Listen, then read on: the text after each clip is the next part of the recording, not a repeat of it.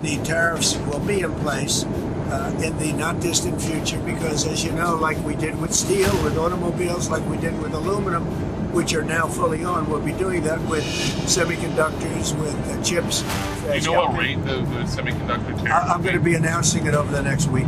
So are you announce tariffs on things like iPhones, tablets? Well, that's going to be announced very soon, and we'll be discussing it. But we'll also talk to companies. You know, you have to show a certain flexibility.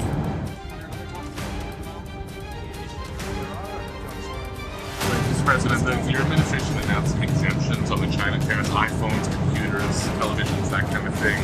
You're preparing separate semiconductor tariffs. Can you walk us through that decision? I'll give you that answer on Monday.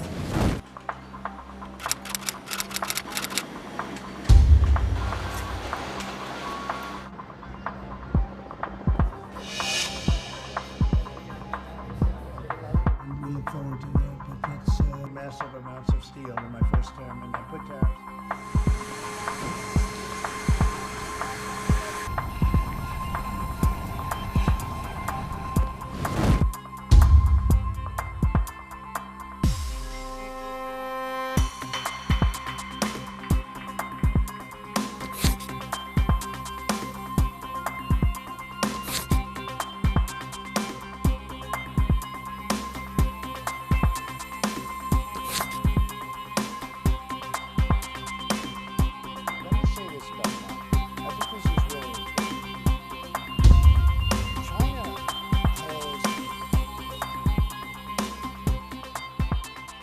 That is different types of work. So we're going to do that. We did that in autos. They're exempt from the reciprocal tariffs, but they're included in the semiconductor tariffs, which are coming in probably a month or two.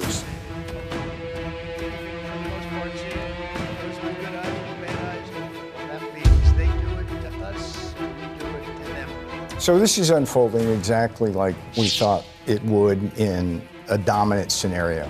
How many countries is the administration currently negotiating with to get a trade deal? Let me see how many I can do. We started doing this long before we announced the pause in the reciprocal tariffs in anticipation of this. So we've got the UK, we've got the EU, we've got India, we've got Japan, we've got North Korea, we've got Indonesia, we've got Israel, and they're just lining up outside the door of Jamieson Greer. The trade rep and Howard Lutnick is very much a part of that. South Korea. South Korea. Okay, yes. Okay, I just want to make sure there. The only thing I can say about North Korea is it's quiet again. Rocket Man's quiet again.